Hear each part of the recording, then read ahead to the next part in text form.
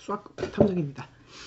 수학 공부할 때 많은 수학 문제 풀고도, 그리고 아니면은 장시간 공부를 했는데도 나는 수학 성적이 그대로다, 실력이 그대로인 친구들을 위해서 제가 이 영상을 만들게 되었고요. 자, 여기 화면에 보이시죠? 양치기를 해도 왜 수학 성적은 그대로일까? 그 비밀은 바로 뇌를 효과적으로 사용을 하고 못하고가 그 비밀입니다. 우리가 흔히 수학 공부 머리가 좋아야 수학 잘한다고 하고 있잖아요. 저는 제 유튜브 영상을 보시면 수학 머리가 좋아야 될까라는 영상이 있습니다. 그런데 사실은 그 말 속에는 머리가 좋다는 거는 사실은 뭐 지능 지수가 높다거나 뭐 그런 것도 포함되지만 수학 공부를 어떻게 해야 되는지 그 방향을 잘 아는 학생들이 수학을 잘한다고 할 수 있습니다. 물론 지능 지수가 높으면은 되게 감각도 좋고 눈치가 빠릇빠릇하니까 당연히 수학 성적이 공부를 함에 있어서 유리하니까 성적이 조금 더 좋을 가능성이 있다는 거지. 그런데 지능지수 외에도 이 뇌를 어떻게 활용하는지 이 두뇌의 특징하고 그 뇌의 비밀에 대해서 말씀드리겠습니다. 다음 장면 보시죠. 그래서 수학 공부하고 때려 뗄 수 없는 관계가 있는 것이 바로 이 기억이라는 녀석입니다. 자, 기억에는 단기 기억과 장기 기억이 있습니다. 단기 기억은 많이 들어보셨죠? 금방 잊어버리는 기억을 단기 기억이라고 그러고요. 장기 기억은 6개월 이상 지속되는 기억을 우리가 장기 기억이라고 합니다. 그런데 벼락치기나 내신이나 이런 거 잘 보는데 수능이나 모의고사 같은 성적이 잘 안 오르고 내가 공부를 하지 않으면 금방 성적이 들쑥날쑥 하는 이런 학생들 있죠. 이런 학생들이라면 수학 공부 잘하려면 이 장기 기억에 대해서 꼭 아셔야 됩니다. 그러니까 내가 내신은 잘하고 공부 안 하면 성적이 금방 떨어지는 학생들은 진짜 수학을 잘한다고 할 수가 없고, 이 장기 기억을 어떻게 잘 살리느냐, 여기에 꼭 주목하시기 바랍니다. 그래서 여기 파란 글씨로 써놨죠. 수학 문제를 풀고 공식을 외우고 이해하는 이 모든 수학 공부들이요, 사실은 이 해마 기간을 거쳐서 갑니다. 해마 기간에서는 어떻게 하냐면은 내가 정말 이거는 중요했다 이렇게 판단하는 경우에는 장기 기억으로 가고요. 이거는 내과학에서 하는 얘기입니다. 그리고 중요하지 않다라고 내가 판단을 하면 그거는 단기 기억으로 갑니다. 자, 다음 슬라이드 보시죠.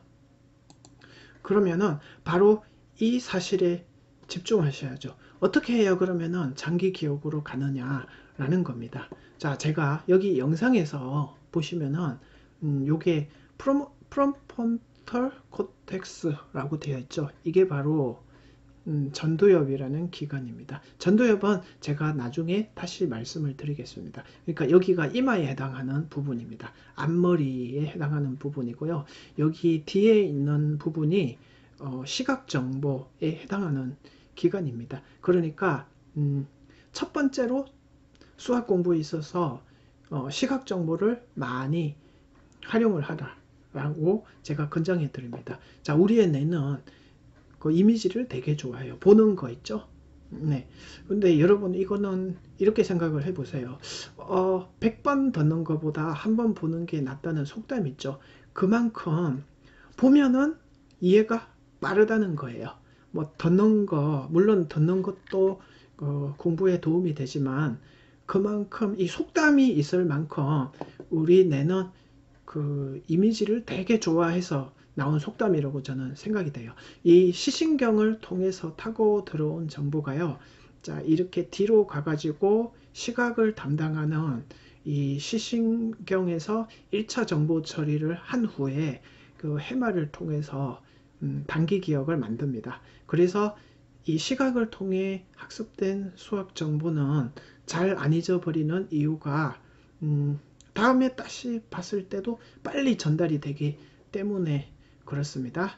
자, 그리고 두 번째로 제가 말씀드리고 싶은 것이 보통 수학에서 빠지지 않고 등장하는 게 반복학습을 하라는 거 많이 합니다. 그러면 해마로 들어온 이 정보가 아까 전에 제가 뭐라 그랬죠? 내가 중요하다고 판단하는 거는 장기 기억으로 보내고 그렇지 않은 정보는 가차없이 정보를 버립니다.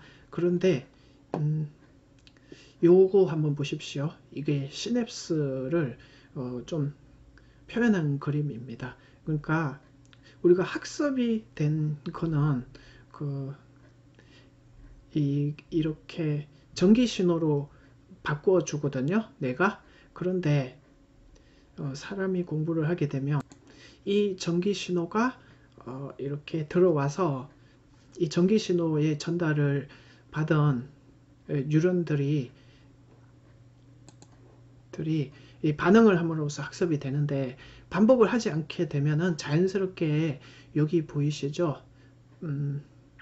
이 전기 신호가 안 들어오면 어떻게 되겠습니까? 자연히 불이 꺼지고 희미해진단 말입니다. 그래서 자주 이렇게 반복 학습을 해줘야 되는데요. 이 내과학에서 그런 게 있어요. 기억을 잘하는 방법은 인출을 자주 하라.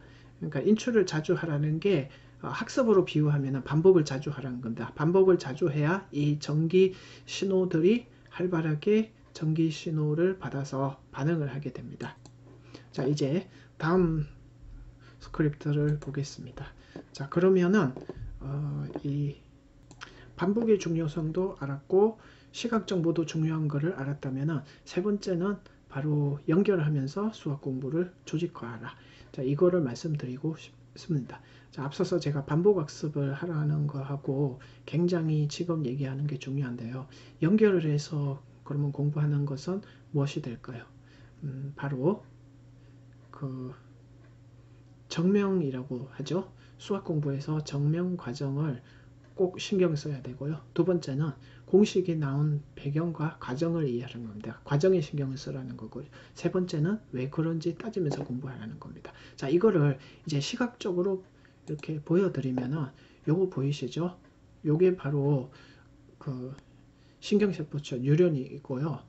또 다른 뉴런들이 이렇게 연결된 거랑 같습니다. 수학 공부에서 정명을 신경 쓴다는 것은 바로 어떤 문제와 수학 문제를 연결해 주는 요 고리를 연결을 해 준다는 건데요. 정명을 하면서 우리 뇌에서도 이렇게 신경세포들이 막 연결을 하려고, 여기 쇠사슬 보이죠? 탄탄하게 연결을 하려고 노력을 한다는 거예요. 그러면은 여기서 얻을 수 있는 이점이 뭘까요?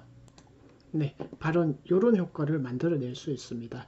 신경세포체끼리 연결이 잘 된다는 것은 요 사람들이 네트워크 연결망인데요. 연결이 잘 되어 있다는 것은 많은 정보를 빨리빨리 주고받을 수가 있고, 어느 한 사람이, 그러니까 이거를 수학 문제라고 생각해 보세요. 어떤 수학 문제를 잊어먹었다고 생각을 했을 때 다른 수학 문제를 통해서 이 수학 문제가 생각할 가능성이 되게 높아진다는 뜻입니다. 자, 이렇게 말씀을 드리면은 수학 공부에서 연결이 얼마나 필요한지 잘 이해되셨으리라고 보여지고, 실제로 수학 문제를 연결하는 장면을 제가 보여드리도록 하겠습니다. 오늘 수학탐정 제이였습니다.